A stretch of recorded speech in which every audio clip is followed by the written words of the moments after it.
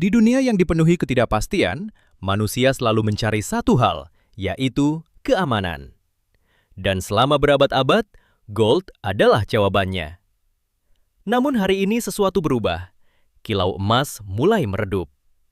Bukan karena nilainya hilang, tetapi karena dunia sedang memilih arah yang berbeda. Dan pertanyaannya sekarang, apakah ini hanya koreksi sementara atau awal dari kejatuhan yang lebih dalam? Di video kali ini, kita akan membedah pergerakan gold secara fundamental, teknikal, hingga skenario trading paling rasional. Beberapa hari terakhir pergerakan gold terasa tidak biasa. Harga sempat naik dengan agresif, seolah memberi harapan kepada para buyer.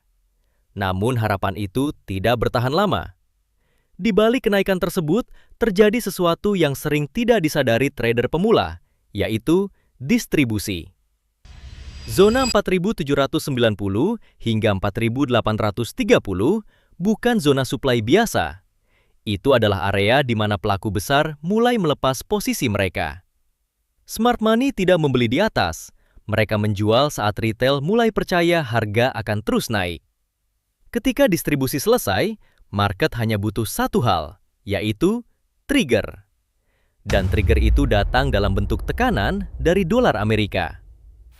Analisa fundamental. Mari kita keluar dari chart sejenak dan melihat gambaran yang lebih besar. Dari sisi kebijakan moneter, Bank Sentral Amerika, The Fed, masih mempertahankan sikap hawkish.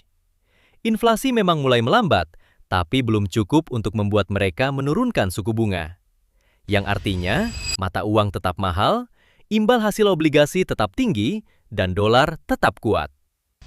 Disinilah masalah dimulai, karena gold tidak memberikan imbal hasil. Ketika investor bisa mendapatkan return dari obligasi, mereka mulai meninggalkan gold. Ditambah lagi data ekonomi Amerika menunjukkan kekuatan. Tenaga kerja stabil, konsumsi tetap tinggi, aktivitas ekonomi masih solid.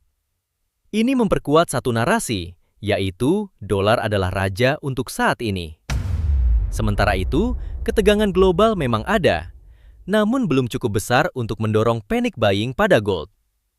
Kesimpulannya, gold sedang berada di bawah tekanan ganda. Dolar yang kuat dengan ekspektasi suku bunga tinggi lebih lama. Dan ini menjelaskan kenapa setiap kenaikan gold saat ini cenderung terbatas. Analisa teknikal. Sekarang kita kembali ke chart, dan disinilah semuanya menjadi sangat jelas. Struktur market sudah berubah. Dari yang sebelumnya bullish, sekarang mulai membentuk pola lower high dan lower low. Ini adalah tanda klasik dari tren bearish. Perhatikan indikator EMA. Harga sekarang berada di bawah EMA yang menunjukkan bahwa momentum sudah berpindah ke seller. Bahkan terjadi cross yang mengonfirmasi tekanan turun. Lalu kita lihat zona penting. Pada bagian atas terdapat zona supply di 4.790 hingga 4.830.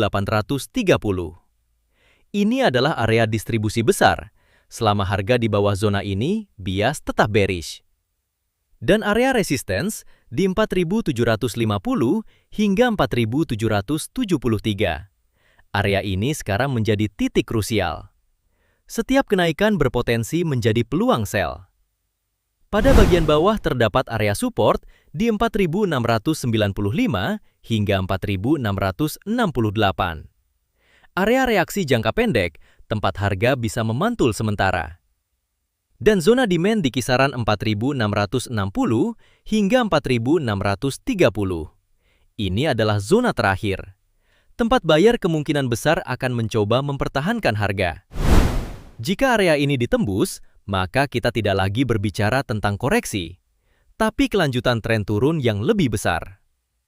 Kesimpulannya, market saat ini berada dalam fase bearish continuation. Pullback berpotensi menjadi peluang sell, dan break support membuat akselerasi penurunan. Sekarang bagian terpenting dalam skenario trading. Skenario bearish adalah yang utama. Jika harga naik ke area resistance 4.750 hingga 4.773 dan menunjukkan tanda penolakan.